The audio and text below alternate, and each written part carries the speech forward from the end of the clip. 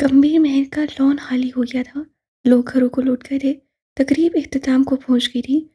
महल के बाद से घरों में जा दुब गए थे। बस 100 लोग थे जो कमरे में बालकनी के हिस्से में कुर्सियां डाले बैठे थे। सीनियर का भारी दुपट्टा बालकनी की रेलिंग पे धरा था। मेहंदी का कोट अंदर कमरे में कहीं था। आस्तीनों के कफ मुड़े वो आरामदेह अंदाज में सोफे पे टेक लगाए बैठा था। दूसरी तरफ सीनियर नीम दराज से पैर समेट रखे थे। कैसी रही तकरीब? इस शहर में जिस चीज़ को मैं नापसंद करती हूँ, तकरीब में वो सब मौजूद थे। अब भी ये पूछना बनता है। वो सीधी होकर बैठी अब अपने चूड़े की पिन्स निकाल रही थी। सर पूरी तरह दुखने लगा था। मेकअप उससे पहले ही साफ कर लिया था। अब किससे चिढ़ हो गई तुम्हें? आपकी पुरानी शनासा मोहतरमा शनाया। उसके चेहरे पे नाकावारी दौड़ गई। मैंने उसे अलग से कार्ड नहीं भेजा। वो अपनी दोस्त के साथ आ गई थी। आजकल उसकी फिल्में नाकाम हो रही हैं, तो ज़रा लाइमलाइट में आना चाहती है। वो उठ के बैठा, एक घुटना मोड़े टांग लटकाए वो उसके करीब हुआ और बालों की पिनें नोच के निकालते उसके हाथों को अपने हाथ में लिया। मैंने उसे आंख उठाकर भी नहीं देखा। वो तो आपको देख रही थी। लोग उसको देखते थे। अब तक तो उससे आधे हो जाना चाहिए था। अब कोई लड़की मुझे देखेगी तो ये भी मेरा कसूर होगा। उसके बालों से पिन निकाल रहा था। कुछ छू रही थी, कुछ वो वाकई निकाल लेता था। जाहिर है आपकी गलती है। नरम गिरफ्तारी दिखाई होगी या फिर किसी को नजरे इल्तफात से नवाजा होगा। यूं ही तो नहीं औरतें पागल होती। तुम्हारे आगे मेरे सारे मंजर धुंधले हो जाते हैं। बाल खुलकर उसके कंधों पे फैल गए थे। मेरी ने हाथ से उन्हें जरा सा खराब किया। उसे सीनिया के मेसी बाल पसंद थे। सीनिया ने बाल दोबारा कानों के पीछे उड़ से मगर मेरी उन्हें दोबारा खराब कर चुका था। अब क्यों उसे रोका नहीं गया। अच्छा छोड़ो ये सब। मैं तुम्हारा पासपोर्ट बनवा रहा हूँ और फिर हम नॉर्वे जाएंगे। नॉर्दर्न लाइट्स सीखेंगे। सीजन आने वाला है। आपको कैसे पता चला मुझे नॉर्वे जाना है। वो पिछली बात भूलकर पुरजोश से आगे हुई। सब्ज रंग का हमारी कहानी में बहुत बड़ा किरदार है। मैंने ढाका वाले फ्लैट में तुम्हारी स्केचबुक देखी थी। वहां ऐसा ही एक मंजर था, लेकिन रंग नहीं थे। रंग क्यों नहीं थे? सीनिया ने सोफे से टेक लगा ली। उसके घुटने पे धरे मेरी के हाथ को चंद पल देखते हुए वो उसकी उभरी हुई सब्ज रगों पे उंगली फेरती रही। तब मेरा सब्ज मुझसे दूर था। तुम एक बार फिर फ्लर्ट कर रही हो। वो उसके सामने सोफे की पुर्ज से टेक लगा गया। होंठों पे आने वाली मुस्कुराहट बेसाख्ता थी। मेरे पास परमिट है। अब वो दोनों आमने सामने थे। एक दूसरे का चेहरा रूबरू था। देखो, मैं तुम्हारे दाम में आ जाऊंगा। आप पिछले कई सालों से वहीं हैं। अच्छा, मैं परसों दोस्तों के साथ मिलान जा रहा था। काफी टाइम से तय था, लेकिन अब डिच करवाना पड़ा। शादीशुदा आदमी हूं, अब घर से निकलना मुश्किल है। आप मेरे लिए ट्रैवल छोड़ देंगे। ट्रैवल नहीं छोड़ सकता। उसने नफी में सा हिलाया और सीने के बाल हाथ बढ़ाकर एक बार भी खराब किए। अब की वो चुंचलाई थी। कुछ चीजें तुम नहीं छोड़ सकती और कुछ मैं। मेरी फहरिस्त बहुत छोटी है। सेहत से शुरू होकर उसी पे खत्म हो जाती है। उसे छोड़ दूंगा तो ये नहीं कहता कि मर जाऊंगा, लेकिन सेहत मेरा सबसे। यानी मेरी एक और सौतन। बाल पीछे करते उससे मुस्कुराने की कोशिश की लेकिन मुस्कुरा न सकी। वो चंद दिनों के लिए ही सही उसे पीछे छोड़कर जाएगा और सीनिया को ये बिल्कुल अच्छा नहीं लगेगा। लेकिन वो उसे रोक कर अपने और उसके दरमियान बदमज़गी नहीं पैदा करना चाहती थी। आज़ादी और स्पेस हर ताल्लुक की खाद है। वेलकम टू प्रैक्टिकल लाइफ हिस्सा सोम। तुम ख्वामखा सौतनों के पीछे पड़ी हो। मुझ पे फोकस रखो। अमी तो मार। मैं तुम्हारा। उसके बंगाली में कहने पे वो हंस पड़ी। नीम रोशन कमरे में उसकी मदम हंसी मेरी की समातों में महबूब मौसीकी की तरह उतरी। वो उसे देखता रहा। कौन सीने की, किस जजा का सिला थी वो। कब, कहाँ, कैसे वो इतना मुतबर कब हुआ कि अल्लाह ने उस औरत को मेरी के पहलू में बिठा दिया। फिर उसी औरत को उस पे हलाल भी किया और उसी औरत का दिल उसके लिए नरम भी किया। I cherish the moment we met. उसकी मदहम हंसी को सुनते, उसकी छोटी आंखों के चुंधियाने पे गौर करते, उसके हाथ को अपने हाथ में लेते, किस्मत में नासा होते उससे बहुत मोहब्बत से कहा था। सामने बैठी औरत की हंसी थमी। वो मदहम सा मुस्कुराए फिर हल्का सा उसकी जानिब झुकी। मैं इसके बाद भी आपकी शनासाई की किससे नहीं भूलने वाली। अह, यानी पूरे एक हफ्ते के लिए ताने तैयार हैं। मेरी सलाहियतों पे शक होना तो नहीं चाहिए। और वो जो मेरी वफादारी पे शुबे हैं। शुबे कहाँ हैं। सवारी अपने सामान की हिफाजत की जिम्मेदार खुद होती है। मैं आप पे नाक ही ना लगाऊं तो कोई नकब ना लगा ले। इतनी बेतबारी। एहतियात सरकार, इसे एहतियात कहते हैं। अब आज के बाद आप किसी लड़की से हंसकर बात थोड़ी करेंगे। किसी से उसके घर के ख्वाल भी नहीं लेंगे। ऐसा करो, फेरिस बना लो, बल्कि सारी लड़कियों को मेरी बहनें बना दो। वो मसूई हफ्की से बोला। फेरिस व्हाट्सएप कर दूंगी। तुम मुझे ब्लॉक कर दो। वो हन्नू सफा था। सोफे से उठकर पलंग की तरफ जाते हुए सीनिया ने उसे देखकर मुस्कुराहट दबाई।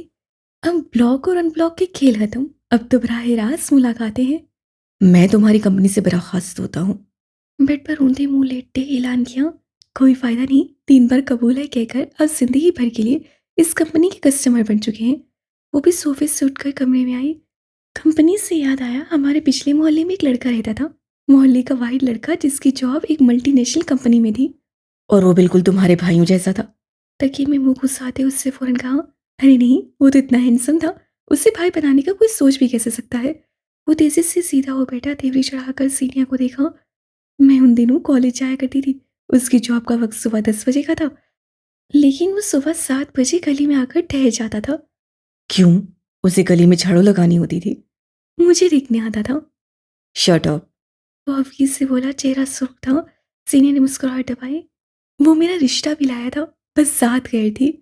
तुम्हें बड़ा अफसोस हो रहा था जात न मिलने का। वो सुलग उठा था।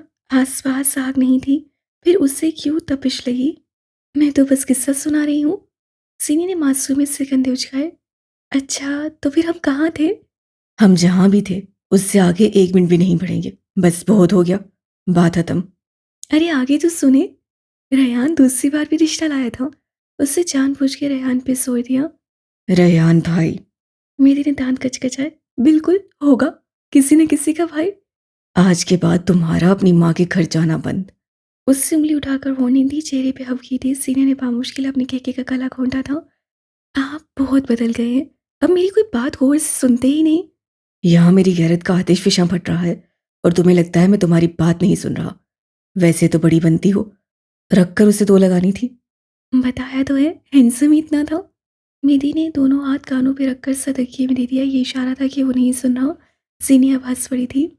मैं आपके हाल के किस्से बर्दाश्त कर रही हूँ, आप तो माजी की एक झलक नहीं देख सके। वो उठकर ड्रेसिंग रूम की तरफ बढ़ गई। मेरी की तरफ से जवाब नहीं आया था। हवा हवा आदमी सो गया था। थोड़ी देर बाद वो नाइट सूट पहनकर बाहर आई तो वो सो गया था। जीनी ने जीरो बल्ब की रोशनी भी बंद कर दी और हमेशा की तरह मुश्किल से ही सही मगर उसे सही तरीके से लटाने में कामयाब हो गई। अपनी तरफ से पलंग पे लेटाते हुए लैम्प की मदम रोशनी में वो अगले कई पल उसका चेहरा देखती रही थी। माथे पे गिरते उसके बाल हटाते हुए उससे हमेशा की तरह सरगोशी की। You are my green. जेल की उस शाम में वापस जाओ। तो शीशे सांस लेने के अमल से धुंधले हो रहे थे। पाई बरस सी बारिश तूफान में बदल गई थी। दरख्त उखड़ कर गिर चुके थे। नदी नाले सैलाबी सूरत इख्तियार कर गए थे। जेल के अंदर मगर खामोशी थी। शायद कैदी उस मौसम से खौफजदा थे या फिर उकताहट ज़दा। तुम्हें पता है हबीब, मुझे सबसे ज्यादा बुरा कब लगता है? कब? माता शीशे से टिकाते टेलीफोन चेहरे के आगे किए वो उसे सुन रही थी। जब मैं हारने लगता हूँ तब मुझे बहुत बुरा लगता है। मेरा खानदान मेरे लिए बहुत ज़रूरी है, लेकिन उससे भी ज़्यादा ज़रूरी मेरे लिए मेरी उठी हुई गर्दन है। हालिक हुसैन से अपना कारोबार और तरीकों से भी लिया जा सकता था, लेकिन अगर गर्दन उठानी थी तो उसकी गर्दन काटनी थी। किसी ने उसके सामने चाय का कप ला कर रखा।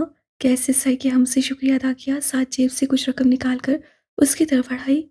हाँ, अलबत्ता शीशे से नजर न हटाई। फोन पे गिरफ्त न ढीली पड़ी। हातिम से ढेर सारी दौलत मिल गई थी, लेकिन अगर उसे ना मारता तो क़यामत के दिन अपने बाप के सामने हारा हुआ बेटा बनकर जाना पड़ता। हार से नफरत है मुझे। वो सारे किस्से कहानियां झूठे हैं जिनमें हीरो जीत जाता है।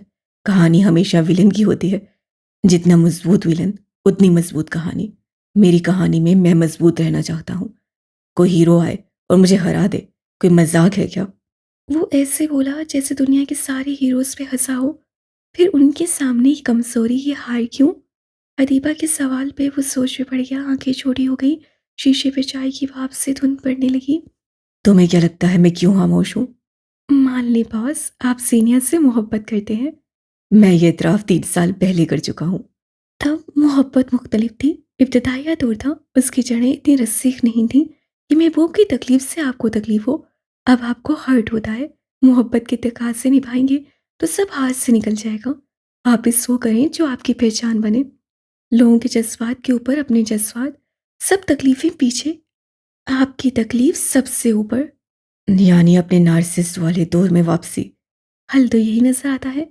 मुझे भी। एतराफ़ किया। अगले चंद दिन महल में बेगानियत की फ़िज़ा कायम रही।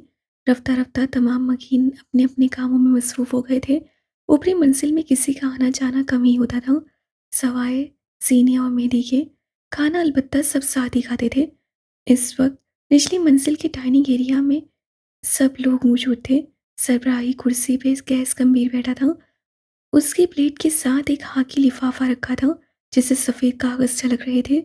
ज़ीनू की तरफ निगाह उठाकर देखो तो नीले रंग के शिफॉन के कामदार जोड़े में मलबूस हल्के मेकअप और ज्वेलरी के साथ वो नई दुल्हनों की रीत निभाती नजर आ रही थी।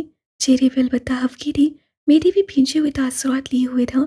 शायद सुबह सुबह उनकी करारी तकरार हुई थी। अनीसा, टोस्ट के ऊपर मक्खन की परत लगाते हुए गैस से उसे मुखातिब किया। मैंने रफीक साहब के बेटे के लिए तुम्हारी बात की है। तुम्हारा सीनियर था ना? वो चौंक कर उसकी तरफ मुतवज्जा हुई थी।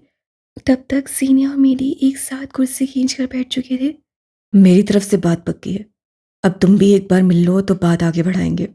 मुझे शादी नहीं करनी, वो तेजी से बोली। क्या करना है फिर? यहाँ रहकर उस आदमी का सोग मनाती रहोगी जो बीच राह में छोड़ गया। आखिरी वक्तों में तुम्हारा बाप तुम्हारे लिए कितना परेशान था। कोई परवाह है तुम्हें? सारी परवाह तो आपको थी, इसीलिए उन्हें जान से ही मार दिया। बाकी कम्बीर्स के लिए इसी का आराम था, मगर चाय का कप सीने के हाथ से छूट गया। वो बुरी तरह चौंक कर रह गई थी। मिस्र तनाव बढ़ गया और हैरानगी भी।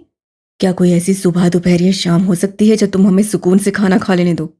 सीने के हाथ को बागोर देखते उससे कैसे कहा था। ये सारे मामलात नाश्ते के बाद देखे जाएंगे। आइंदा खाने की मेज पे खाने के अलावा कोई बात नहीं होगी। ये फैसले अपने पोर्शन तक महदूद रखो। मेरी आखिरी इत्तलात तक मैं सरवर कम्बीर का मुलाजिम नहीं था जो तुम्हारे बनाए असूलों पे चलूं। और तुम्हें ऐसा क्यों लगता है कि हम हर वो काम करेंगे जो तुम कहोगे? अनीसा किसी लड़के से नहीं मिलेगी। बेसकुन अंदाज में कहते उससे कप में अपने लिए फिर सीने के लिए चाय निकाली। अच्छा, फिर तुम मुझसे शादी कर लो। सीने के अलग में बेख्तियार को झटका था। वो मेरी की तरफ देखने पे मजबूर हुई, वो उससे नहीं देख रहा था। मैं ऑलरेडी शादीशुदा हूँ और दूसरी शादी की कोई ज़रूरत नहीं महसूस करता हूँ। फिर तुम हमेशा अनीसा के लिए लाए गए रिश्तों में टांग क्यों उड़ाते हो? क्या मैं ये समझूं कि तुम मुझसे कभी मूव ऑन नहीं कर सके? भाई प्लीज। अनीसा का चेहरा शर्मिंदगी से गुलाबी हुआ। सीने के चेहरे से हर तासुर गायब हो गया। तुम्हें मुझसे आखिर मसला क्या है? इस घर में शादी के अलावा बात करने को कोई मौजू नहीं है क्या? बिल्कुल है। वो चम्मच कांटा छोड़े पीछे को हुआ, दिलचस्पी से मेरी को देखा। अदालत की तरफ से समन आया है। बगैर पढ़े ही मैं जानता हूँ किन मोहतरमा के लिए होगा। उससे आगे लिफाफा उठाकर मेरी के सीने पे दे मारा। सीने हाकिम का चेहरा सफेद पड़ा था। टाइमिंग, हाँ टाइमिंग गलत थी। शुरफा के खानदान में अब क्रिमिनल औरतें भी बहू बनेंगी और गजब खुदा का अदालत के समन भी आएंगे। क्या बेहतरीन औरत मुंतखब की है तुमने? किस बारे में है? सेन में बैठी मीरा ने सवाल किया। तुम्हारी भाभी मोहतरमा ट्रायल से भागी हुई हैं। जाहिर है कि आदमगढ़ ने तो जाना होगा ना। मेरी कागज पर लिख के अल्फाज पढ़ रहा था। उसके चेहरे पे तवक्कुर का जाल था। जीनिया दोनों हाथ गोद में धरे उनकी कपकपाहट पे काबू पाने की कोशिश कर रही थी। 2.5 साल फिल्म की तरह आंखों के आगे घूम रहे थे। कलाइयों पर हथकड़ी की गिरफ्त महसूस हो रही थी। पुष्ट, कंधे, चेहरा सब चल रहा था। ये सब तुमने शुरू करवाया है ना? कागज को वापस पटकते हुए उससे कैसे पूछा। एक हाथ सीने के हाथ पे रखा। कपकपाहट मजीद बढ़ गई। मैंने? सीने पे उंगली रखे मासूमियत से पूछा। ओ खुदाया, अब तुम लोगों के अपने स्याह कारनामों के इल्जाम भी मुझ पे आएंगे। कैस? मेहदी ने सख्ती से उसका नाम लिया। ये तुम्हारा और मेरा मामला है। इसे क्यों बीच में ला रहे हो? मैं पीठ पीछे वार नहीं करता मेदी। ये सब मैंने खुद किया है। कपकपाहट पे काबू पाते गले में अटके आंसू को हलक में उंडेलते उससे मुस्तकिम अंदाज से कहा, ऐसे क्या हर कोई उसे देख रहा था। मैं इस शहर में, इस मुल्क में एक आज़ाद ज़िंदगी गुजारना चाहती हूँ और उसके लिए ज़रूरी है कि मैं खुद पे लगे इल्ज़ामात ख़त्म करूँ, वरना फिर कोई कैस गंभीर उठ कर आएगा और मुझ पे और मेरे किरदार पे बातें करेगा। अदालत ने मुझे समन नहीं किया। मैंने अदालत से दरख्वास्त की है कि मुझ पे लगे हुए इल्ज़ामात रद्द किए जाए, मुझे बाइज्जत हर मुकदमे से बरी किया जाए। मेरी उसे नई नज़रों से देख रहा था, ऐसे जैसे यकीन न कर पा रहा हो। हाथ उसके हाथ से हट गया था। सियाने कहते हैं भाई शोर करने से पहले अपना घर संभाल लेना चाहिए। काश तुमने संभाला होता। महसूस और तनज़िया अंदाज में कहते हुए कुर्सी छोड़कर उठा था। आज के लिए काफ़ी ट्रॉमा हो चुका। मैं इस सब से निकल आऊँगी अब्दुल्ला। उससे पुकारा तो अब्दुल्ला सामान के पैरों में जंजीर पड़ी। लम्हे के 1000वें हिस्से में चेहरे के रंग तब्दील हुए। वो इस नाम पे ऐसे थम जाता था जैसे वक़्त साकिन हो जाता हो। जिस जहन्नुम में तुमने मुझे डाला था, मैं उससे निकल आऊँगी और तुम देखोगे मैं किस तरह एक इज़्ज़तदार ज़िंदगी गुज़ारूँगी। मैं तुम्हें दिखाऊँगी, तुम किसी के वक़्त पे कादिर नहीं हो। तुम देखोगे ज़ीनिया हाकिम क्या चीज़ है। मैं तुम्हें दिखाऊँगी, अल्लाह दिखाएगा। बरसों बाद वही आँच, वही तपिश उसके लहजे में लौट आई थी। वो मुड़कर उसे कुछ सख्त-सुस्त कहना चाहता था, मगर नहीं कह सका, बस पलट गया। डाइनिंग हॉल में खामोशी थी, ऐसे कि सुई गिरने की आवाज़ें भी आती नहीं। मेरी गंभीर ने कुर्सी छोड़ी और सीने की तरफ देखे बगैर वहाँ से निकल गया। आज पहली बार इस ताल्लुक को निभाते हुए उसे मनफी ख़्यालात आए थे, ऐसे जैसे वो मिट्टी का कोई बर्तन बना रहा हो, हाथ मैले हो गए हों, जिस्म भारे मुशक्क़त के दुख रहा हो, मगर बर्तन हर दफ़ा किनारे से टूट जा रहा हो। बिल्कुल ऐसे जैसे मेरी का दिल। क्या बरसों पहले वाली कागज़ी शादी कभी असल शादी की मिराज हासिल कर सकेगी? मुलाकात का वक्त ख़त्म हुआ। एहलकारों ने इत्तला दी, उन्हें भला क्या फ़र्क पड़ता था। इस मुलाकात के बाद कोई और मुलाकात नहीं होने वाली थी, लेकिन उन्हें क्या, दो लोग हमेशा हमेशा के लिए एक दूसरे की शक्ल देखने से महरूम हो जाते। जज्बाती सहारा ख़त्म, स्याह कारनामों में हिस्सेदारी ख़त्म, एक दूसरे को मसाइल से बचा कर ले आना ख़त्म। लेकिन किसी को क्या? आपने बहुत गलत किया बॉस, लेकिन अगर आपने हार चुन ली तो आप और गलत करेंगे। मैं हार नहीं सकता हबीब। ये कहते हुए उसकी गर्दन तवक्कुर से उठी नहीं थी, न उसकी आंखों में कोई चेतानी चमक थी और ना कोई गुरूर। मुझसे हारा नहीं जाता। ये बेबस अल्फाज से, शर के आगे घुटने टेक देने वाले बेबस, ये ऐसे अल्फाज से जैसे किसी ने खुद को कबूल कर लिया हो। जो मुझे हर्ट करेगा, मैं उसे हर्ट करूँगा। ये असूल था, है और रहेगा। आपके खेल में अब हर मोहरा जज्बात का अंधा है बॉस। मैं खेल बदल रहा हूँ, शतरंज नहीं। अब ताश खेला जाएगा और मेरे पास तुरप का पत्ता है। वो कुछ कुछ सोच कर कह रहा था। आंखों का तासुर ऐसे तब्दील हुआ था कि पुरानी गैस से जा मिला। अंत क्या होगा? खौफ, कसक, रंज, मलाल में लिपटा सवाल। वो चंद पल के लिए ठहर गया, ठंडी पड़ चुकी चाय वाले कप के दाने पे उंगली फेरता रहा। फिर जब आंखें उठाई तो उनमें रंज था, असम भी और फैसला भी। कुछ कहानियाँ हीरोज़ की नहीं होती अभी, कुछ अंत खुशगवार नहीं होते और कुछ मोहब्बतें पास रहकर भी पास नहीं रहती। मुबीम सी बात कही। मैं आपके लिए क्या कर सकती हूँ? दुआएं। वो हंसकर बोला। वे बात, चाय और मुलाकात अधूरी छोड़कर सुरमाई दीवारों वाली जेल को यासियत में मुब्तला किए वहां से चला गया। खेल तब्दील हुआ था, यानी उसे मेहनत करनी थी। अदालती कमरे में मामूल का रश था। जज साहब अपना भारी भरकम जिस्म और स्याह गाउन संभालते हुए बैठ रहे थे। वकील अपनी जगहें संभाल चुके थे, कागजात के पलंदे संभालते। उजले सदस्य सिस्सेट अपने सीनियर्स की हर हरकत और सनकात पे चील की निगाह रखे हुए थे। वकील के एन पीछे वाली नशिस्त में मेरी गंभीर सीनियर हाकिम के साथ बैठा था। दोनों स्याह लिबास से मलबूस थे। उसी सफ में मीरा और गैस गंभीर भी थे, जिन्होंने सफ़ेद रंग पहन रखा था। शिकम जनवरी 2022 की रात का जिक्र है। कार्रवाई शुरू हो गई थी।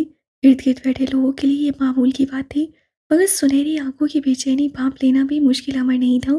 2.5 साल कबल होने वाले सानिए उसकी आंखों के आगे किसी न भूल पाने वाले मंजर की तरह थे। गोद में धरे हाथ कपकपा रहे थे। गैस उसे अपने दोनों हाथों को बाहम जोड़कर कपकपाहट पे काबू पाते हुए देखा। एक बार फिर उसे याद आया कि लम्स का इख्तियार नहीं था। बोलते हुए मर्द की गैर-शनासा आवाज़ को झटकते वो मासी के एक ऐसे मंज़र में गोतासन हुई, जहाँ उसका सांस वाक़ई घुटता था। नाश्ते की मेज़ से उठकर वो कमरे में आई, तो मेरी ड्रेसिंग रूम से बाहर आ रहा था। वो ढंग से तैयार था, शायद कहीं जाने के लिए। उन दोनों के दरमियान नाश्ते की मेज़ से उठाने के बाद कोई लफ्ज़ का तबादला नहीं हुआ था। आप वहाँ से उठकर क्यों आए? एक तो सुबह वाली तल्ख़ कलामी और फिर कुछ मिनट कब्ल वाली हालात, उससे मेरे से बात करते हुए हिचकिचाहट हुई। मैं आपके लिए कुछ टेस्टी बना दूँ या फिर लंच पे कहीं बाहर चलें? वो बगैर जवाब दिए अपने बालों में ब्रश फेरता रहा। जबड़े भींच रखे थे और चेहरे पे नागवारी थी। जीने ने मेरी को पहले कभी इस तरह नहीं देखा था। मैं आपको बताने वाली थी। उंगलियां चटकाते बिलाहिर वो मूसू की तरफ आई। मेरी गंभीर सुर्ख चेहरे के साथ मुड़ा। फिर तुमने सोचा क्यों बताऊं? इस आदमी की औकात ही क्या है मेरे आगे, जो मैं अपनी जिंदगी के इतने बड़े फैसले में इसको शामिल कर लूं? उसका लहजा बुलंद था। मैं तुम्हारे पीछे भाग रहा हूं, आसपास से हिफाजती बंद बांध रहा हूं, और तुम मुझे पीछे छोड़ दी जा रही हो। तुम्हारे बारे में इतनी बड़ी बात मुझे किसी और से पता चल रही है। तुम्हें समझ आ भी रही है कि मुझ पे क्या गुजर रही है? मैं सुबह आपको बताने वाली थी, लेकिन हमारा झगड़ा हो गया। वो रूहान सी हुई। किस बात पे हुआ? क्योंकि मैं मैसी हूं। तुम कितनी बड़ी परफेक्शनिस्ट हो। मैं भी तो गुजारा कर रहा हूं। 30 साल का आदमी हूं। मैं 3 साल का बच्चा नहीं, जिसे तुम चुटकियों में फिक्स कर दोगी। मैं ऐसा ही था। तुमने इसी तरह पसंद किया था। मैं मान रही हूं ना, मैं बताने वाली थी। गलती हो गई। लेकिन तुम ये नहीं मान रही कि मैं तुम्हारा पार्टनर हूं, और इस रिश्ते में जो फैसले होंगे वो म्यूचुअल होंगे। उसकी बुलंद आवाज हर्ट सी लगती थी। मैं हर काम तुम्हें बताकर तुमसे पूछ कर रहा हूं। मैं हर तरह से तुम्हें महफूज कर रहा हूं, और तुम मेरी हर कोशिश रद्दी कर रही हो। तुम्हारे लिए मेरी कोशिश मुझे यकतरफा लग रही है। तुम आज भी पहले दिन की तरह मुझसे दूर क्यों खड़ी हो? मेहंदी, मैं उससे कुछ कहना चाहा मगर वो तुरंत रोई से उसकी बात काट गया। मैं थक रहा हूं जैनी, और मैं थकना नहीं चाहता। हमारी शादी एक कॉन्ट्रैक्ट मैरिज से निकलकर प्रैक्टिकल हो गई है। मैं तुम्हारा शनासा नहीं, शौहर हूं। कुछ फैसलों में तुम्हें मुझे शामिल करना होगा, कुछ फैसले तुम्हें मेरे मानने होंगे। और अगर नहीं मान सकती तो आई एम सॉरी, लेकिन फिर मेरी तरफ से भी कोई उम्मीद मत रखना। अब आप एक्सेजरेट कर रहे हैं। मैंने कुछ दिन पहले ही वरियाम से बात की थी। मुझे नहीं पता था ये सब इतना जल्दी हो जाएगा। आप इतनी छोटी सी बात को हवा बना रहे हैं। मुझे आपसे ये उम्मीद बिल्कुल नहीं थी। मेहदी ने उसे देखा और बहुत कुछ सब किया। उसे गुस्सा सब करना आता था। सुर्ख चेहरे और गुस्सीले तासुरात के साथ वो वापस शीशे की तरफ मतवज्जा हो गया। वो कुछ सख्त उससे नहीं बोलना चाहता था। आप मुझे इग्नोर कर रहे हैं। मेरा दिमाग खराब मत करो। तुम मुझे मजबूर कर रही हो मैं हूं, या फिर तुम्हें कुछ सख्त सुस्त कहूं? उसे दराज से वॉलेट, गाड़ी की चाबियां और कार्ड्स उठाकर जेब में डाले। आप गलत कर रहे हैं। सुबह भी आपकी गलती थी और अब भी। जब मैं मान रही हूँ कि मैं गलत हूँ, फिर भी आप मेरे साथ ऐसा रवैया रख रहे हैं। मेरी उसे इग्नोर करे, उसकी तरफ ना देखे और उससे सख्ती से बात करे, ये सब बर्दाश्त करना मुश्किल था। मुझे देर हो रही है। मैं रात में देर से आऊंगा। इंतजार मत करना। वो उसकी तरफ देखे बगैर बाहर निकल गया। जाते जाते दरवाज़ा जोर से दे मारा। सीनिया पैर पटक कर रह गई। सुबह वाला झगड़ा, फिर कैसे हुई तल कलामी, और अब एक नई मुसीबत। शादी, कैंडल लाइट डिनर, रात गए तक होने वाली बातें, रोमांस और इमोशनल सपोर्ट के अलावा दो लोगों के दरमियान एक ताल्लुक भी है। ये समझना हर इंसान के लिए मुश्किल होता है, मगर जो समझ जाता है उसकी शादी पे कामयाबी का ठप्पा लग जाता है। और इस वक्त उसे अपनी शादी पे नाकामी के ठप्पे लगते दिखाई दिए। मासी का दरवाज़ा बंद हुआ तो हॉल का मंजर खाली पाया, जिसमें वकील हाथ उठा उठाकर बात कर रहा था। उसके अपने बेंच पे बैठी लड़की का दिल डूब रहा था। अपने ट्रोमा को गर्दन से पकड़कर अपने सामने खड़ा करना, फिर उसकी आंखों में आंखें डालकर उससे बात करना मुश्किल था। और वो उस मुश्किल को बड़ी मुश्किल से सरअंजाम दे रही थी। यूं तो वो सेत में देख रहा था और पूरे 2 दिन से अपनी बीवी से नाराज भी था, लेकिन उसने सीनियर के लरज से हाथ को अपने हाथ में लिया। उंगलियां उसकी उंगलियों के दरमियान फंसा ली। आवाज से हजार बन गया था। ये अपने तय दिया जाने वाला हौसला था। लोग उसे देखकर क्या सोचते उसे परवाह नहीं थी। ये औरत उसकी बीवी थी। दुनिया कौन थी? सब ठीक हो जाएगा। उसकी सरगोशी सीनियर के हाथ में उसका हाथ से आंखों को भी देखा था। जीनिया की निगाहों की बेचैनी को कम होते उसने अपने सामने देखा था और अपनी बेचैनी को भरने से नहीं रोक सका। मैं पहली बार जब यहाँ आई थी, अकेली थी। मदम सरगोशी जैसी आवाज़ मेरी की समातों में पड़ी। वो जो सपाट तासुरात लिए बैठा था उसका होल झटका। मेरे साथ बशर बैठा था और वो ऐसे बैठा था जैसे मैं कोई अछूत हूँ।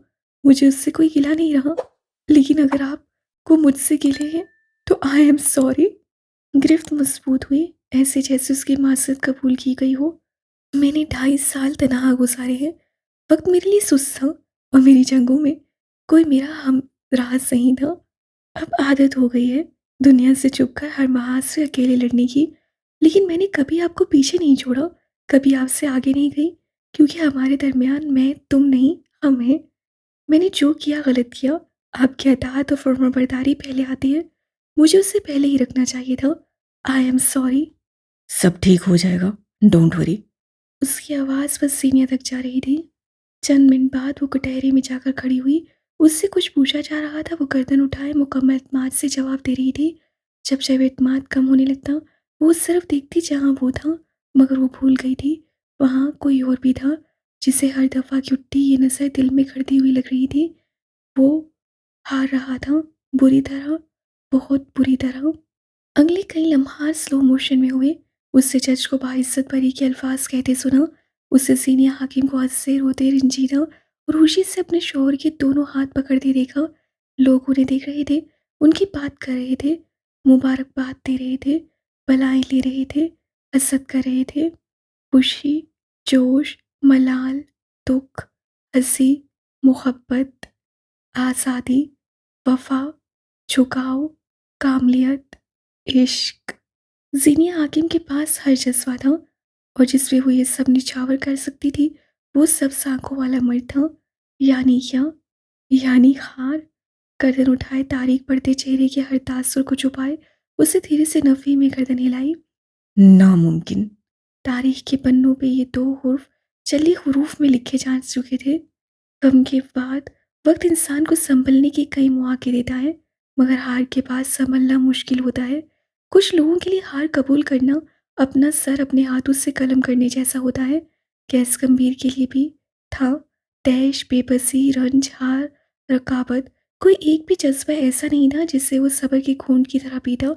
हर खून सकरात के जहर का प्याला था, मुश्किल, जानलेवा। राहदारी में उठते उसके कदम उसके इख्तियार में नहीं थे। चेहरे पे आता पसीना, रोगों में उठता उबाल, हर शय, हर जज्बा उसके कंट्रोल से निकल चुका था। मेरी गंभीर के कमरे के बाहर खड़े होकर उससे एक लम्हे को सोचा, उससे क्या चाहिए था। फतह। दिमाग ने बस एक जवाब दिया। मामला मोहब्बत, लड़की, कंफर्ट की हदूद से निकल चुका था। मामला अब गॉड कॉम्प्लेक्स के मारे शख्सी अना का था। मामला फतह और शिकस्त का था। मामला अब्दुल्ला सामान के खून में उठते उबाल का था। दरवाज़ा एक धाड़ से खोलते हुए अंदर दाखिल हुआ। सिंगार मेज़ के सामने लड़की ने बेख्तियार दरवाजे की तरफ देखा और बिल्कुल ठहर गई। आसपास देखती वो जैसे किसी हिफाजती शय की तलाश में थी। तुम्हें क्या लगता है तुम मेरे सामने मेरी मौजूदगी में किसी मर्द के साथ रहोगी और मैं चुपचाप देखता रहूंगा? उसके मुंह से अल्फाज को राहत की सूरत बाहर आए।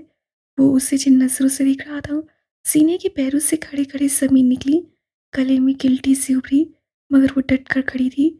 इस वक्त सीनिया वो लड़की थी जिसका शोहर 2 दिन के लिए घर से बाहर गया था। इस वक्त उसका मुहाफिज बस खुदा था, खुदा के बाद वो खुद। 2 मिनट, सिर्फ और सिर्फ 2 मिनट है तुम्हारे पास ये फैसला करने के लिए कि तुम्हें अपने महबूब शोहर का साथ चाहिए या उसकी जिंदगी। तुम किसी की मौत पे कादिर नहीं हो। सीनिया हाकिम फनकारी, लहजा अलबत्ता मजबूत नहीं था। उसे अब्दुल्ला से खौफ आ रहा था। किसने कहा मैं उसे मारूंगा? बहुत हो गया मारना मरना। मैं मजीद किसी इंसान की जिंदगी नहीं लूंगा, लेकिन तुम ये मत सोचो कि मैं तुम्हें या उसे जिंदा रहने के काबिल छोड़ूंगा। वो सुर्ख आंखें लिए उंगली उठाकर कह रहा था। उसकी मौजूदगी सरापा खौफ थी। फैसला करो जीनिया हाकिम, जिंदगी से क्या चाहिए तुम्हें? तुम मेरे हाकिम नहीं हो, मुझे किसी चीज़ के लिए मजबूर नहीं कर सकते। वो भी उसी के अंदाज से हो रहा है। घर का ये हिस्सा तुम्हारी मलकियत नहीं है, और मेरा शोहर इस वक्त घर पे नहीं है, लिहाजा यहाँ से जाओ और मेरा दिमाग खराब मत करो। मैं तुम्हारी जिंदगी खराब करने की ताकत रखता हूँ। उससे हाथ मारकर मेज पे रखी सारी अशिया उलट्टी पलट कर दी। सीनिया पीछे हुई। गुस्सा उसके दिमाग की नस से फाड़ रहा था। वो 2.5 साल पहले वाला अब्दुल्ला था। मैं जिंदगी लेने पे कादिर नहीं हूं, लेकिन खुदा की कसम, अगर आज तुमने उससे अपना ताल्लुक खत्म नहीं किया तो वो जिस जगह भी है मैं वहां उस पर फायर खुलवाऊंगा। अगर उससे कुछ ना हुआ तो अगली खबर उसके एक्सीडेंट की होगी। अगर उससे भी कुछ ना हुआ तो वो किसी स्ट्रीट क्राइम में मारा जाएगा। लेकिन मेरा खरीफ मेरी आंखों के सामने दोबारा कभी तुम्हारे करीब आकर मुझे मेरी हार का एहसास दिलाएगा। ये जिंदगी में नहीं होने वाला, हरगिज नहीं। चुनाव तुम्हारे हाथ में है। वो चबा चबा कर कह रहा था। सीनिया सांस लिए बगैर उसे देख रही थी। वो तुम्हारा छोटा भाई है। कोई उसकी रियासत, अजर, इनाम के हवाले से ऐसी बात कर सकता था? किसी ने सीनिया के कलेजे में हाथ डाला था। तुम क्या चाहते हो? थका हुआ बेबस सा इफ्तिसार, ऐसे जैसे हार का ऐलान हो। मुझे तुम चाहिए हो, यानी मेरी फतह। मैं कभी तुम्हारे साथ वफादार नहीं रहूंगी, कभी तुमसे मोहब्बत नहीं करूंगी, कभी तुम्हारे लिए वो औरत नहीं बनूंगी जो तुम्हें सुकून दे। मैं तुम्हारी जिंदगी जहन्नुम कर दूंगी। जीने ने उसे हर वो शय गिनवाई जो एक नॉर्मल मर्द को अपनी औरत से चाहिए होती है। तुमने 23 साल मेरा इंतजार किया था, कमोबेश उतने ही साल मुझसे वफादारी भी निभाई है। अगले 23 साल में उन्हीं के सहारे रह लूंगा। आज उसके सामने हर दलील रद्द, हर उसर बेसर, वो आज वक्त अपने हाथों से लिखेगा। उसके सर पे कोई जुनून सवार था। उससे वो मत दो जो वो चाहता है, फिर वो तुम्हें ऐसे छोड़ेगा जैसे कभी चाहा ही ना हो। नईमा के अल्फाज उसके समातों से टकराए। वो चलने में चुपचाप उसे देखती रही। से आंखें अटल फैसला साथ लाई थी। सुनहरी आंखों में भी आज एक फैसला था, हार या फिर पार। मजीद असियत अब वो नहीं उठा सकती थी। वो मुंतशिर धड़कनों को कितनी देर संभालती रही, उसे हिसाब नहीं याद था। मैं उसकी निगाह में हूँ, लेकिन जाहिर है तुम्हें फ़र्क नहीं पड़ता। मैं उससे मोहब्बत करती हूँ, लेकिन इससे भी फ़र्क नहीं पड़ता। मैं सारी ज़िंदगी तुम पे, तुम्हारे इस जुनून पे लानत भेजती रहूँगी, लेकिन तुम्हें उससे भी फ़र्क नहीं पड़ता। मुझे फ़र्क पड़ता है, तुम्हारी मेरी ज़िंदगी में मदाखलत से, मेरे शोहर की ज़िंदगी में मुश्किलात पैदा करने से। मुझे हर शय से फ़र्क पड़ता है, इसलिए वो कर लेते हैं जो तुम चाहते हो। उससे कंधे पे पहला दुपट्टा दुरुस्त करके सर पे लिया, बैग कंधे पे डाला, स्लीपर्स उतार कर बाहर जाने के लिए कोल्हापुरी चप्पल निकाले। उस दौरान गैस बस उसे देखता रहा था। निगाहों की सख्ती में कोई कमी नहीं आई थी। चलो, तुम्हारे जबरनामे को अमली जामा पहना कर आते हैं। वो उसके रूबरू आकर खड़ी हुई। क्या मतलब? मैं अदालत में खुला का मुकदमा दायर कर रही हूँ। आओ, तुम मुझे ये करते हुए देखो। वो कहकर उसके सामने से निकल गई। गैस कितने ही लम्हे अपनी जगह साकिन खड़ा रहा। कदम आगे बढ़ने से इनकारी थे, या मारे मुसरत के भारी, वो अंदाजा नहीं कर सका। लेकिन अगर ये खुशी थी तो महसूस क्यों नहीं हो रही थी। तुम आ रहे हो या मुझे अकेले जाना है? कमरे से बाहर राहदारियों से उसकी आवाज़ पलट पलट कर आ रही थी। कैसे एक कदम आगे बढ़ाया, ऐसे जैसे किसी नादीदा ज़ंजीर से पैर आज़ाद करवाया हो, जैसे किसी कफ्स की सलाख़ें चीर कर बाहर निकला हो, जैसे अब वो जहाँ जा रहा हो, वो जहाँ उसके ताइब हों। मैं तुम्हें कोई तकलीफ नहीं दूंगा। गाड़ी से बाहर देखती सीनिया की नीम रुख को देखते कैसे यकीन दहानी करवाई, मगर वो उसकी तरफ नहीं देख रही थी, शायद सुन भी नहीं रही थी। उसकी आंखें भरी भरी थीं। गोद में रखे हाथों में वो सख्ती से नाखून चुप हो रही थी। कैस हाथ बढ़ाकर उससे रोकना चाहता था, मगर उससे रुख मोड़ लेना मुनासिब समझा। आगे जाकर उस मेडिकल स्टोर के सामने गाड़ी रोकना, उसे ड्राइवर से कहा। कैसे गर्दन तिरछी कर अजनबी से उसे देखा। क्या चाहिए तुम्हें? नींद की गोलियां। तुम्हें उनका क्या करना है? वो जो करना हुआ, खा कर मरना है। खुला का केस करने के बाद मेरे पास जिंदा रहने की वजह नहीं बचती। तुम्हारा दिमाग खराब है क्या? अगर तुमने खुद को नुकसान पहुंचाने की कोशिश भी की तो मैं बहुत बुरा पेश आऊंगा। जीनिया ने गर्दन फेर कर उसे देखा। उसकी निगाहों में काट थी, ऐसी जो गैस का दिल काट रही थी। किसी जमाने में अब्दुल्ला सामान के लिए जिंदगी के सबसे कीमती साल जाया कर दिए। हालांकि उसके आने की उससे वफा और मोहब्बत की उम्मीद ही नहीं थी। तुम्हें लगता है मैं उस शख्स से आसानी से बेवफाई करूंगी जो मेरी आधी जिंदगी का महवर है? मैं ये बोझ नहीं उठा सकूंगी अब्दुल्ला, या तो वो या फिर कोई नहीं। तुम एक बार उससे खुला ले लो, मैं सब दुरुस्त कर दूंगा। तुम्हें एक बार फिर मुझसे मोहब्बत हो जाएगी। औरत पहली मोहब्बत कभी नहीं भूलती। याद करो, मैं वही हूँ जिसके लिए तुम इतने साल इंतजार किया। मैं अब्दुल्ला जमान हूँ, तुम्हारा सोलमेट, तुम्हारी पहली मोहब्बत। मुझे यकीन है तुम्हें दोबारा मुझसे मोहब्बत हो जाएगी। सीने ससाया मुस्कुराई। उसकी आंखों में वात्सल्य चली जाऊं। Try me. वो उसे उस बेजारी से दिख रही थी जैसे बामुश्किल उसका वजूद बर्दाश्त किया हूँ। मैं तुमसे नफरत भी नहीं करती, और तुम्हें लगता है मैं कभी तुमसे मोहब्बत कर सकूंगी? वो एक बार फिर लाजवाब हुआ। पता का खुमार एक बार फिर सर नहीं चढ़ सका। क्या था जो अधूरा था? वो चुपचाप बाहर देखते हुए हथेली में नाखून पेविस करती रही, इतनी जोर से कि वहां निशान बनने लगे। कैसे नजरअंदाज करना चाहा, मगर कर नहीं सका। उससे हाथ बढ़ाकर उसकी कलाई को अपनी गिरफ्त में लिया, जिसे सीनिया ने हकारत और बेदर्दी से झटका। दोबारा तुमने मुझे हाथ लगाया तो मैं बर्दाश्त नहीं करूंगी। उसका लहजा बुलंद था। क्या कर लोगी तुम? कैस ने एक बार फिर उसका हाथ हटाना चाहा कि वो खुद को जख्मी कर रही थी। इस बार सीनिया ने उससे हाथ छुड़वाकर पूरी कुव्वत से शीशे पे दे मारा। वो भुजंका रह गया, दिमाग जैसे भग से उड़ा हो। क्या पागल हो गई हो? ये क्या कर दिया? उसे सीनिया का हाथ देखना चाहा। सीनिया ने उसकी आंखों में आंखें डाले, उसी कुव्वत से अपना हाथ दोबारा शीशे पर दे मारा, फिर दोबारा, और फिर एक बार फिर। वो दीवाना वार अपना हाथ शीशे पे मार रही थी, सिर्फ इसलिए क्योंकि गैस गंभीर ने उसे छुआ था। उसे लगा जैसे किसी ट्रक ने उसे कुचल दिया हो और सबसे गहरा सहम दिल पे आया हो। वो दम साधे उसे तक रहा था। Please don't. तुम जब जब दोबारा मुझे हाथ लगाओगे मैं यही करूंगी। तुम मुझसे शादी कर लोगे तो मैं तुमसे वफादार नहीं रहूंगी। तुम देखना गैस, मैं कैसे खुद को और तुम्हें बर्बाद करती हूँ। तुम बस देखना। तैश, मलाल, कल्क, आसुर्गी, उन सबको मिलाओ तो सीनिया हाकिम का लहजा बनता था। वो जैसे उस आदमी के जिंदा दरकोर होने पे भी एक आंसू न बहा थी। यकदम गाड़ी में घुटन भर गई थी। गैस गंभीर जनमिन भी उसका ये अंदाज बर्दाश्त नहीं कर पाया था। क्या सारी जिंदगी कर पाता। उससे टाई की नोट ढीली की, सांस लेने की कोशिश की, फिर शीशा खोल दिया। दिल को तसल्ली दी वो ठीक हो जाएगी। बस कुछ वक्त और। थोड़ी देर उन दोनों के दरमियान खामोशी रही। मैं सब ठीक कर दूंगा। तुम्हें दोबारा मुझसे मोहब्बत होगी, पहले वाली मोहब्बत। उसकी आवाज़ बड़बड़ाहट में तब्दील हो रही थी। ढाका, इस्लामाबाद, गाड़ी का हर मंजर, हर बात उसे याद आ रही थी जिसमें सीनिया ने उससे झटका था। गाड़ी कोर्ट के बाहर आकर रुकी। सीनिया अपनी तरफ से गाड़ी का दरवाज़ा खोलकर बाहर निकल आई और कुछ देर गाड़ी में बैठा। सीने की पुष्ट देखता रहा। वो अगर जीत रहा था तो क्यों अंदर कहीं जश्न की बजाय शोक था। वो खुश क्यों नहीं था। गाड़ी से बाहर निकलते हुए सीने के कदम से कदम मिलाते हुए वो कई कायनात का सफ़र कर आया था। अभी वो दोनों किसी वकील के चैम्बर में दाखिल होते कि कैसे आवाज़ देकर उसे रोका। वो रुकी। दोनों के दरमियान फासला था। सूरज की किरणें तिरछी होकर उन पे पड़ रही थीं। साए लंबे हो रहे थे। वो दोनों राहदारी में उस रुख पे खड़े थे कि गैस सूप में, सीनिया छाँव में। मैं वाकई तुम्हें खुश रखूंगा। तुम मुझ पे भरोसा कर सकती हो। उसकी आवाज़ उसकी अपनी नहीं लगती थी। ओके। तुम्हें मुझसे जो जो शिकायत है मैं सब खत्म कर दूंगा। मजबूत तसल्ली। ओके। मैं जानता हूँ मैंने तुम्हारे साथ बहुत गलत किया है। मुझे ये सब नहीं सुनना गैस। मुझे ये मत सुनो। प्लीज़ वो करो जो करना चाहते हो। हाथ उठाकर बेरुही से कहा। गैस कई लम्हे चुपचाप उसे देखता रहा। धूप से उसकी आंखें छोटी हो रही थीं। बहुत देर बाद वो बोला तो आवाज़ बेहद हल्की थी। मैं बस खुश रहना चाहता हूँ तुम्हारे साथ।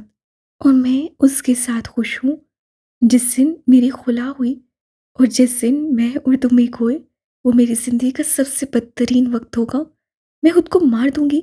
अगर नहीं मार सकी तो तुमसे बेवफाई करूंगी। जिस किरदार से तुम्हें मोहब्बत है मैं उससे भी खराब करूंगी। मैं। वो कहते कहते रो पड़ी। यह सुख से उसे देखी गया। पैरस से मुट्ठी भींच गई। मैं सारी उम्र तुम्हें बद्दुआएं दूंगी। मैं कभी तुमसे वफादार नहीं रहूंगी। वो जोर जोर से नफी में सर हिला रही थी। तुम देख लेना गैस, मैं कभी तुम्हें मेरे साथ खुश नहीं होने दूंगी। कभी नहीं। तुम अपने साथ ऐसा कैसे कर सकती हो? उसकी आवाज़ हल्की थी। साया जैसे साथ छोड़ने को तैयार था। धूप उसका साथ छोड़ रही थी। तुम गैस, तुम वजह हो। मैं तुमसे, तुम्हारे चेहरे, तुम्हारे जिक्र से बेजार हूँ। मुझे हासिल करके भी तुम हारोगे। इस खेल में मैं किसी मोहरे को अब तुम्हारी मर्जी से नहीं चलने दूंगी। कम से कम खुद को नहीं। ऐसी कतियत और ऐसा इश्तियाल, ऐसी उठी हुई गर्दन और ऐसा ये गैस के पास क्यों नहीं था। क्या सोच रहे हो? चलो, इससे पहले कि उसे पता चल जाए और तुम पे रखी पिस्तौल अगली बार चल जाए। वो उससे देख रहा था, खामोश, चुपचाप। उसे वासिफ को बर्बाद किया था। वो रोया था कि क्या आया था। उससे खालिक हुसैन को मारा था और वो आखिरी लम्हे तक रहम की भीख मांगता रहा था। उससे अपने ही मामू को कत्ल किया था, लेकिन उनकी आंखों में भी कुछ था कि गैस को वहाँ अपनी ही जीत नजर आई। नीसा, मीरा, 2.5 साल कबल की सीनिया, बख्तियार, मकसूद, हर कोई उसके सामने ढह गया था। ये कौन थी? क्यों इसकी गर्दन नहीं झुकती थी? क्यों आंख नीचे नहीं होती थी? क्यों इसे हरा कर वो शाह नहीं बन सका? क्यों खुमार अधूरा था? फदा क्यों नामुकम्मल थी?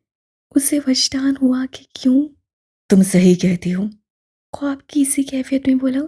मोहरे कब के मेरे खिलाफ हो चुके। लेकिन क्या मैं हार गया हूँ? वो उससे पूछ रहा था या मुझसे? इस ज़िंदगी में नहीं, उससे खुद ही तरदीद की, मोहरे बेवफ़ा ही होते हैं। जैसे तस्लीम किया हो। यानी तुम खेल छोड़ रहे हो? मैं खेल बदल रहा हूँ। वो 2 कदम आगे आया। साया एक बार फिर उसका था। धूप में एक बार फिर उसका वजूद वाज़िया था। मैं अब ताश खेलूँगा और मेरे पास तुरब का पत्ता है। और मैं तुम्हारे इस घटिया खेल का कौन-सा हिस्सा हूँ? तुम वो जैसे उसे पहचानता ही ना हो। तुम्हें छोड़ दिया, खुद को चुन लिया। तुम जाओ, चली जाओ। वो हाथ से उसे जाने का इशारा कर रहा था। ये आखिरी मौका है। मैं दोबारा कभी तुम्हारे किसी जुनून का हिस्सा नहीं बनूंगी। ज़रूरत ही नहीं रही। जाओ यहाँ से, जाओ। जीनिया चंद लम्हे वहीं खड़ी उसे देखती रही, फिर पलट गई। उसके बैग में पड़ा मोबाइल थरथरा रहा था। मोबाइल पर्स से निकालकर चेहरे के आगे किया तो मेरी गंभीर कॉलिंग के अल्फाज जगमगाए, आंसू बह निकले। वो उस राहदारी में गैस गंभीर को तनहा छोड़े जा रही थी, वहां जहाँ उसे जाना था, जहाँ उसका सुकून था, उसकी मताए हयात थी। दूसरी तरफ खिलाफ तवक्को उसकी गर्दन उठी हुई थी, आंखों में भी कोई तासुर था जिससे फतह का नाम देना गलत ना होगा। तुरब का पत्ता उसे वाकई मिल गया था। कैफे की सब सफ़ेद दीवारों पे लगी रंगीन मुसव्वरी से निगाहें हटाकर ग्लास वॉल के साथ रखी मेज के गिर्द देखो तो हाँ, आमने सामने 2 लोग बैठे थे। शेसल की पन में भींची हुई थी। उसकी ठंडी कॉफ़ी अब गर्म हो रही थी। वो ग्लास वॉल से बाहर देख रही थी। उसे तुम्हें टेक्स्ट करने का वक्त मिल गया, अदालतें भुगताने का वक्त भी मिल गया, बस मुझसे मिलने नहीं आ सकी। ना चाहते हुए भी उसकी जुबान से शिकवा हुआ 2.5 बरस गाँव के सामने घूम गए। हर लम्हा याद आया। उसे आए हुए कितने दिन हो गए। कोई अगर याद ना आया तो सिर्फ शेजल थी। उसके घर के मामलात का तो तुम्हें मालूम होगा ही। क्या लगता है उसके लिए आसान है ये झेलना? मार्जिन देना सीखो यार। और एक मैच्योर दोस्ती में स्पेस ज़रूरी चीज़ होती है। तुम दोनों अब बच्चियां तो हो नहीं कि होमवर्क लिख कर वो तुम्हें कॉल्स मिलाती रहे। वो हर दफ़ा की तरह गैर आरामदेह अंदाज से कुर्सी पे बैठा था, निगाहों में संजीदगी थी। मैं उसकी शिकायत नहीं कर रही, नोरूठेपन से बोली, लेकिन बस एक टेक्स्ट कर देती। तुम भी तो कर सकती थी। तुम मेरे मंगेतर हो या उसके? वो जैसे सुलगी थी। वरयाम बेग ने उसे देखा और बेख्तियार हंस पड़ा। उससे पहली बार उन दोनों की मंगनी का जिक्र यूं किया था जैसे हक जताया हो। वो इतराफ़ करना चाहता था कि उससे अच्छा लगा। और तुम ये मत समझो कि मैं उसकी बुराई कर रही हूँ, मुझे बस बुरा लगा है, इसलिए तुम्हें बता रही हूँ। अच्छा, अगर तुम्हें बुरा लग रहा है तो तुम मुझे क्यों बता रही हो?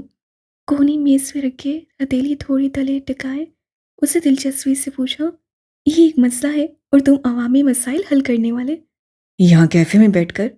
मेरे मसाइल तुम्हें जहन्नुम में बैठकर भी हल करने होंगे। आपके मसाइल तो आंखों पे। अच्छा बताओ, क्या करना है? बल्कि यार, उसे वक्त दो, वो आ जाएगी खुद। तुम मुझे ये बताओ, अब्बा चाह रहे हैं शादी की तारीख फिक्स करें, कब आए हम? वह हन्नूस मुट्ठी तले थोड़ी टिकाए उसे देख रहा था। अब्बा चाह रहे हैं या अब्बा का बेटा? ख्वाहिश अब्बा के बेटे की है, कहेंगे अब्बा, क्योंकि बेटा ज़रा मशरक़ इक़्तिदार का पास रखने वाला है। तुम पूरी फिल्म हो वरयाम। शेजल सारे में पहली बार मुस्कुराई। और तुमने सिर्फ ट्रेलर देखे हैं। फिल्म वैसे भी मेरी है। पूरे हक के साथ। सीने पे हाथ रखा कहा, है, मैं तुम्हें ये बताना चाह रही थी कि मैं शादी के बाद काम नहीं करना चाहती। मैं जॉब छोड़ दूंगी। तुम कमाओगे और मैं उड़ाऊंगी, कबूल है? वो बेहद संजीदा थी। और ये मैं अपने लिए कर रही हूँ क्योंकि मुझे हमेशा लगता था कि सामने वाला मेरी जिम्मेदारी नहीं लेगा। लेकिन तुम अच्छे आदमी हो, तुम मेरी जिम्मेदारी ले सकते हो, लोगे ना? मरियम ने अस्वाद में सर हिला दिया। आंखों में मान था जिसे शेसल ने पढ़ लिया। थोड़ी देर बाद जब वो दोनों कैफे से बाहर निकल रहे थे, एक लम्हे के लिए शेसल ठटक गई। कई लम्हे वो सांस लिए बगैर सामने देखती रही। वो सामने खड़ी थी, हमेशा की तरह ग्रेसफुल, नफीस, बावकार। वक्त ने उसके चेहरे की संजीदगी को नरम तासुर दे दिया था। शेसल के लिए वो 28 साल दरमियान से सिरक गए। अब तुम दोनों दोस्ताना पार्ट 2 की शूटिंग कर लो, मैं तुम्हें कॉल करूँगा। वो कहकर निकल गया। शेसल छोटे छोटे कदम लेती हुई उसकी तरफ जा रही थी। सीनिया ने गाड़ी से टेक छोड़ दी। दोनों को बायाक वक्त बहुत कुछ याद आ रहा था। हॉस्टल, दोस्ती, मोहब्बतें, नफरत, दोस्ती। हॉस्टल की बैल्कनी में वो दोनों एक साथ फर्श पे लेटी थी, हंस रही थी, गॉसिप उरूज पे थी। मेस में से चोरी छुपे खाना निकालना, शेसल का किताबें पढ़ना, जीनिया को कहानियाँ सुनाना, जीनिया का गुस्सा, ठिठाई, शेसल की नॉन सीरियसनेस, मगर वक्त पड़ने पे अच्छे मशवरे देना। वो दोनों अब एक दूसरे के सामने खड़ी थीं। कितने ही लम्हे एक दूसरे को देखते रहने के बाद जीनिया ने आगे बढ़कर उससे गले लगाया। उससे कंधे पे थोड़ी रख के आंखें बंद कर ली। शेसल ने अपने बाजू सख्ती से उससे घेर बांधे। ना जाने क्यों आंखें भर आई थीं। दोनों कई लम्हे बगैर कुछ कहे एक दूसरे के करीब खड़ी रहीं। फिर जीनिया ने चुप का ये रोज़ा तोड़ा। मुझे देर हो गई, आई एम सॉरी। मेरे अलावा कोई दोस्त तो नहीं बनाए? तुम्हारे अलावा किससे बर्दाश्त करना था? शेज़ल मुस्कुराई और उससे ऊपर उठा लिया। फिर उसे गोल-गोल घुमाने लगी। लोग उन्हें देखकर पागलपन का लक़ब दे रहे थे। लोगों ने कहा किसी की ज़िंदगी जी होती है। होंठों से छू लो तुम, मेरा गीत अमर कर दो। बन जाओ मीत मेरी, मेरी प्रीत अमर कर दो। सीढ़ियों में बजते गाने ने स्टडी के माहौल में सोगवारी की कैफियत पैदा कर दी थी। रोशनियां कदरे मदम थीं। खिड़की के आगे रखी मेज़ के ऊपर दो जदीद फानूस लटक रहे थे, जिनसे फूटती सर्द रोशनी घुंघराले बालों वाले आदमी के नीम रुख पे पड़ रही थी। मेज़ की एक तरफ उसका साया लंबा हो रहा था। मेज़ के आसपास कागज़ मुड़े तुड़े पड़े थे। स्याही की दवात सामने रखे और कलम उंगलियों के दरमियान फंसाए, उससे गहरी लंबी थकान सतत सांस अंदर खींची, फिर सर झुका दिया। यूं करने पे उसके बाल माथे पे गिरने लगे। आर्टिस्ट की लंबी गंदी उंगलियां पूरे कागज़ पे चलने लगीं। स्याह रंग की रोशनाई से उसने कुछ लिखा। तुम्हारे नाम, यानी मोहब्बत के नाम। अज़ान की आवाज़ से उसकी नींद टूटी। कई लम्हे हालियो सहनी के आलम में बिस्तर पे पड़े रहने के बाद उसे हाथ से टटोला तो उसका हाथ मोबाइल से टकराया। मुंदी-मुंदी आँखों से उससे देखा कि ये फजर का वक्त है। सुबह खेज़ आदमी उठ बैठा, कई लम्हे बिस्तर पे पड़ा रहा, फिर वॉशरूम में जाकर बंद हो गया। थोड़ी देर बाद वो बालकनी में खड़ा था। बालकनी के ऐन नीचे लॉन की घास पे जायनमाज़ बिछाए वो दराज़-कद लड़की सजदे में झुक रही थी। चंद सानिये बाद उससे शहादत की उंगली उठाई, फिर सलाम फेरा। गैस महवियत से उसे तकता रहा। कितनी पुरसुकून थी ना वो नमाज से नहीं पढ़ता था। उसे लगता था उससे क्या ज़रूरत मांगने की, और मांगने पे वो कौन सा उसकी सुन लेता है। मगर वो नमाज पढ़ते हुए लोगों को बहुत गौर से देखता था। वो दुआ के लिए हाथ उठाए हुए थी। उसी लम्हे कैसे अपनी हथेलियां चेहरे के सामने की, फिर हंस दिया। एक जैसी तो है, फिर उसके पास सब और मेरे पास कुछ नहीं। ऐसा क्यों? निगाहें उठाकर सुरमाई आसमान को देखा जो हल्का हल्का नीला पड़ रहा था। काश मैं आपका फेवरेट होता। वो जायनमाज़ लपेट कर उठ खड़ी हुई। सुरमाई नाइट सूट में मलबूस आदमी कमरे से निकलकर नीचे की तरफ आया। उसे नमाज नहीं पढ़नी थी, उसे खुदा को याद नहीं करना था। जब वो उसे उसकी मर्ज़ी की चीज़ें नहीं देगा, तो गैस उसके सामने नहीं झुकेगा। ये उसके ज़हन के फैसले थे, अटल थे, गलत थे, बिल्कुल गलत। वो किचन में चूल्हे के आगे खड़ी थी। सॉसपैन में दूध था, जिसमें वो पत्ती डाल रही थी। उसी लम्हे वो दरवाजे की चौखट में नुमादार हुआ। चंद लम्हे उसकी पुश पे खड़े वो उसे देखता रहा। आज वो आगे नहीं गया। कुछ था जिससे उसे फासला रखने पे मजबूर किया था। वो उसे मलकियत और मोहब्बत समझ कर करीब रहता था। अब शायद वो दोनों नहीं थी। कई लम्हे वो खामोश रहा, फिर खाली बोर्ची खाने में उसकी आवाज़ गूंजी। तुम खुश हो? इस आवाज़ पे भी वो पलटी नहीं, उबलती हुई चाय को देखती रही। शादी खुशी की ज़मानत नहीं होती, मुतमईन करती है या बगैर मुतमईन। मैं मुतमईन हूँ। क्या मैं तुम्हें तंग करता हूँ? हाँ, इलायची तोड़कर चाय में डाली। ज़हन में सिर्फ एक बात थी, अगर ये चाय वो मेरी के आने पे उसे पिलाए, तो क्या ये उसे पसंद आएगी? तुम क्या चाहती हो मैं क्या करूँ कि तुम मुझसे गिले छोड़ दो? बाजू सीने पे बांधे सवाल किया। तुम्हें मेरे गिले शिकवों से बेनियाज रहना चाहिए। ओके, जो तुम कहो। वो जो जवाबन कुछ सख्त सुनने को तैयार थी, उसके उस सादा जवाब पे एक लम्हे को टटकी, फिर गहरी सांस लेकर स्टैंड से 2 मग उतार कर सिंक पे रखे। ये बताओ, तुम्हें खुश कैसे होती हो? जीनिया चुप रही। तुम जानती हो ना, मैं जवाब सुने बगैर कहीं नहीं जा रहा। क्यों खुद को मुश्किल में डालती हो? मोहब्बत साफ ये बदल देती है। अब मैं तब खुश होती हूँ जब वो खुश रहता है। तुम कब अपने काम से काम रखना सीखोगे? वो खौफसदा अंदाज से पूछ बैठी। तुम इस घर में रहो और मैं तुम्हें इग्नोर करूं, ऐसा हो सकता है? क्या किसी दौर में मैं तुमसे बेनियाज हो सकता हूँ? चाय कपों में डालकर वो पलटी। कुछ तूफान आते हैं, इंसान के मताए हयात लेक जाते हैं। और पीछे वो खाली हाथ रह जाता है। हर इंसान की ज़िंदगी में एक मौका ऐसा आता है जब वो अपने सामने ऐसे हालात देखता है जिनसे ना वो मूव ऑन कर सकता है, ना उन्हें देख सकता है और ना नज़र चुरा सकता है। ये हर इंसान का इम्तिहान होता है। मैं अपना इम्तिहान पास करके आई हूँ, ये तुम्हारी बारी है। वो एक बार फिर उसकी तरफ पुश कर चुकी थी। प्लीज़ मूव ऑन करो कैस। तुम्हें मेरी फ़िक्र है? नहीं, मुझे मेरी फ़िक्र है। मैं रोज़-रोज़ तुमसे बात करना नहीं चाहती। तुम्हें देखकर मुझे सब याद आता है और मुझे बहुत बुरा लगता है। मैं ज़िंदगी के हर मनफ़ी असर से बाहर आना चाहती हूँ और तुम मेरा मनफ़ी चार्ज हो, जिसे मैं पीछे छोड़कर आई हूँ और अब आगे बढ़ना चाहती हूँ। कैसे समझने वाले अंदाज़ में साहिल आया। यानी तुम मुझे नहीं देखना चाहती? मेरी वजह से तुम्हारा मूड ख़राब होता है? मैं तुम्हारी ज़िंदगी का मनफ़ी चार्ज हूँ। मेरी वजह से तुम्हारी शादीशुदा ज़िंदगी में मसाइल हैं और तुम चाहती हो मैं हर वो काम छोड़ दूँ जिससे तुम्हारी ज़िंदगी में मदाखलत होती है।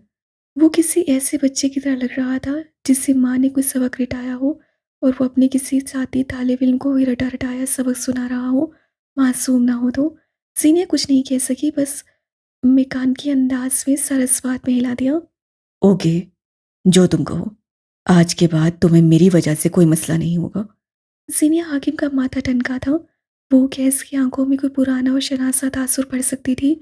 वही जो उसकी वाइफ था, बिल्कुल वही जो 31 दिसंबर की रात उसकी आंखों में था। उसकी रीढ़ की हड्डी तक में सनसनाहट उतर आई। वो कुछ करने वाला था, शायद, नहीं यकीनन। तुम क्या करने वाले हो? अच्छा, खौफ और गमगीन निगाहें। कैस उसे देखते हुए हल्का सा मुस्कुराया, दरवाजे की टेक छोड़ी और आगे आया। तुमसे मूव ऑन। और और क्या? चाय का कप उठाते हुए वो अनजान बना। तुम्हारे पास लेने को अब कोई जान नहीं है गैस। तुम किसी को मार नहीं सकते। अगर तुमने किसी को मारने की कोशिश की तो मैं। मेरे पास जुरब का पत्ता है। मुझे सच सच बताओ तुम क्या कर रहे हो। वो खौफसदा थी, उसे अब होना भी चाहिए था। खुद को आज़ाद कर रहा हूँ। मैंने तुम्हें छोड़कर खुद को चुना है। चाय का कप लबू से लगाया और पूरा समूह बनाया। बहुत बुरी चाय है। बेहतरी की अशद ज़रूरत है। वो रुख मोड़कर दरवाजे की तरफ पलट गया। लबों पे कोई गीत था, चाल मसरूर। अगर तुमने कुछ गलत किया तो मैं तुमसे हिसाब लूंगी। मैं सामने वाले को इस काबिल ही नहीं छोड़ता, मिस हाकिम। चाय का मग एक तरफ उछालता वो पलटकर उस पर एक भी निगाह डाले बगैर अपने महल से उसी शान से चलता गया जो उसका हादसा थी। मोहब्बत पे लानत भेजकर आया शख्स आज़ाद था। उसके पास अब पर थे, खारदार पर। पुलिस सुबह वह तैयार होकर नीचे आई तो गेट पे इज्जल और मीरा खड़े थे। मीरान बुरी तरह रो रहा था और मीरा उसे संभालने में हलकान हुए जा रही थी। सीनियर को आते देखकर उसकी तरफ मुड़ी। सब ठीक है, मीरान क्यों रो रहा है? उससे आते साथ कहते हाथ बढ़ाए। मीरा के कंधे से चिमट कर होते मीरान को बांसों में भरा। कल रात से इसकी तबीयत बहुत खराब है। मुझे तो अब डर लग रहा है, पता नहीं क्या हो गया है इसे। वो रो देने को थी, चेहरे पे हवाएं उड़ रही थी। एजिल के स्कूल में पीटीएम है, वहां जाना भी बहुत जरूरी है। जीनिया मीरान को बांसों पे डाले अब उसके पेट को हल्की हल्की से छू कर चेक कर रही थी। उसका पेट काफी सख्त था और यूं छूने पे उसे सुकून आ रहा था। मुझे लगता है इसका पेट खराब है, आप इसे डॉक्टर को दिखाएं। एजिल के साथ मैं चली जाऊंगी। उसे पेट के दर्द के लिए मालिश करनी आती थी, लेकिन पराए बच्चे पे रिस्क लेना उसे गलत लगा, सो उससे पेशकश भी नहीं की। मुझे अपनी मामा के साथ जाना है। मीरा से पहले एसल ने टका सा जवाब दिया। उसी पल मीरान और जोर जोर से रोना शुरू कर चुका था। मुलाजमीन अब मुड़ मुड़ कर उसी तरफ देख रहे थे। अंदरूनी दरवाजे से दफ्तर के लिए तैयार कैस भी उसी तरफ आ रहा था। उसकी आंखें धूप पड़ने पे छोटी हो रही थी। एजल बच्चे, मैं तुम्हारी टीचर से बात कर लूंगी। इस वक्त तुम आंटी के साथ चली जाओ ना। देखो भाई कितनी बुरी तरह रो रहा है। मीरा ने उससे पुचकारना चाहा। वो उनके करीब आकर रुका। साल भर सारी बात वो सुन चुका था। एजल, तुम आंटी के साथ जाओगी? मीरा, तुम जाओ। इसके ज़रूरी सामान लेकर आओ। हम इसे डॉक्टर के पास ले जाते हैं। वो मीरान को उससे लेते हुए बोला। एजल ने जवाब देने को मुंह खोला मगर गैस के संजीदा और सपाट तासुरात देखकर चुप रही। अलबत्ता उसके चेहरे से आया था उसे ये पेशकश, यानी हुक्म सख्त खला था। मैं मैनेज कर लूंगी, मीरा मिनमिनाई। मैं भी वही करने की कोशिश कर रहा हूँ। मीरान को कंधे पे डाले और वो उसकी पीठ थपथपा रहा था। बच्चों के लिए वो नरम पड़ ही जाया करता था। मजीद किसी बहस का इरादा तर्क करते मीरा अंदर की तरफ चली गई। जीनिया और इजल स्कूल के लिए रवाना हो गए। गाड़ी की पिछली रिसेप्शनिस्ट पर बैठे हुए उन दोनों ने आपस से कोई बात नहीं की थी। जीनिया अपने फ़ोन पर शेज़ल के मैसेजेस के जवाब दे रही थी और हेज़ल खिड़की से बाहर देख रही थी। उससे पलटकर एक बार भी जीनिया की तरफ नहीं देखा था। और बताओ, तुम्हारी टीचर से तुम्हारी मामा के बारे में सच कहूँ या झूठ? फ़ोन गोद में रखती ही वो उसकी तरफ मुतवज्जा हुई। झूठ, बिल्कुल वैसा जैसे मम्मी बोलती हैं। और मम्मी क्या बोलती हैं? यही कि डैड नेक्स्ट टाइम पीटीएम में ज़रूर आएँगे। आ भी सकते हैं, not a big deal. Hazel ने मुड़कर उसकी तरफ देखा, इंतहाई संजीदगी से या फिर सरद नहरी से। डैड ने दूसरी शादी कर ली है, उनके पास अब हमारे लिए वक्त नहीं है। शायद आप नहीं जानती। सीने की रंगत फीकी पड़ी, दिल को जैसे किसी ने मुट्ठी में लेकर दबाया हो। उसे वो वक्त याद आया जब हाकिम साहब के रवाबित बाहर बढ़ने लगे थे। अम्मा और अब्बा के झगड़े बढ़ गए थे और उन दोनों वो हौसला रहती थी। घर और खानदान हर बच्चे की हैप्पी प्लेस होती है और कई बच्चों ने उस हैप्पी प्लेस को अपनी आंखों के सामने बर्बाद होते देखा होता है। एसिल उनमें से एक थी। तुम मुझे पसंद नहीं करती? जीने के बराह रास्त सवाल पर उस बच्चे की आंखों की बेखौफी कम न हुई। वो बराह रास्त उसे देख रही थी। जरा भी नहीं। तुम तो बहुत बहादुर हो, सरेआम इतराफ़। अब ये सीने अंग्रेज़ी में बोली थी। हेज़ल मुख़ब अगर उसके चेहरे पे नागवारी या फिर शर्मसारी देखना चाहती थी, तो वो नाकाम रही। ज़ीनिया हाकिम मुस्कुरा रही थी, ऐसे जैसे उसे फ़र्क ना पड़ता हो। आपकी मेरे बारे में क्या राय है? मुझे तुम बहुत पसंद हो, क्योंकि मैं आपकी भांजी हूँ, क्योंकि तुम एक अच्छी बच्ची हो। अब कि उसकी आँखें बाकायदा छूटी हुई थीं। वो चंद मिनट के अंदर-अंदर सीनियर हाकिम के मुतल्लिक अपने सारे अंदाज़ से गलत होते हुए देख रही थी। नहीं, उसे ये नहीं देखना था। वो एज़िल की फ़ेयरी टेल में चुड़ैल का किरदार अदा करती आई थी। अब वो कोई और किरदार कैसे ले सकती थी? क्योंकि तुम मुझे मेरे जैसी लगती हो। मेरे पीटीएम में भी मेरे अब्बा नहीं जाया करते थे। अम्मा को जाने नहीं देते थे। फिर? सब साँकों वाली बच्ची की ज़ुबान से बेख्तियार फिसला। फिर क्या था? मैंने एक बार अपनी टीचर को साफ-साफ बता दिया कि मेरे अम्मा-अब्बा नहीं आएँगे क्योंकि वो आना नहीं चाहते। आपको अगर कोई शिकायत है तो वो मुझे लिख कर दे दें या फिर मार लें। फिर उन्होंने मारा? उहुँ, मैंने खुद को इतना परफेक्ट बना लिया कि अगली बार उनको मुझसे कोई शिकायत हुई ही नहीं। गूंज पर शर्मीली, उसके सब दोस्त हर एक को लगता था कि ज़ीनिया ने खुद को परफेक्ट बनाने के चक्कर में खुद को सख्त और एक्सट्रीम बना दिया है। कोई उसकी कहानी नहीं जानता था। वो कहानी जिसमें उससे ये सब चुना नहीं था, बल्कि मुकद्दर में मजबूरी बनकर मिला था।